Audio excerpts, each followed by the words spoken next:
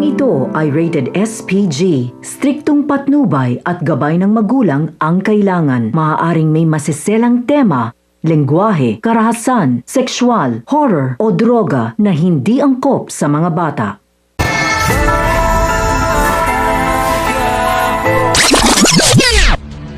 Sa dami ng atraso ni Tanggol kay Mokang ay magagawa niya pa kayang mapatawad ito?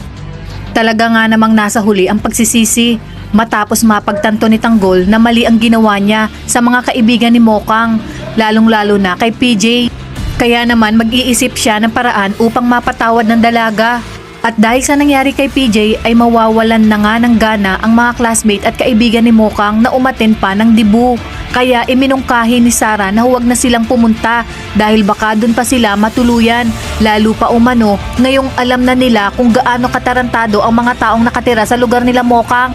Sa pag-uwi ni Mokang ay mapapansin ni Narsing na umiiyak si Mokang. Sabay-sabi na huwag nang ituloy ang kanyang dibu. Kaya dito nalaman ni Narsing ang ginawang katarantaduhan ni Tanggol. Kinabukasan ay malalaman ni Tess at Tinding ang ginawang ito ni Tanggol. Kaya naman dadalawin ni Tinding si Tanggol sa bahay ni Enteng at pagsasabihan na humingi ito ng tawad kay Mokang dahil maling-mali ang kanyang ginawa. Sasabihin naman ni Noy kay Tinding na baka nagiging ganun ang asal ni Tanggol dahil kulang ito sa pag-aaruga at pagmamahal na dapat sana'y pinaparamdam ni Tess at Rigor.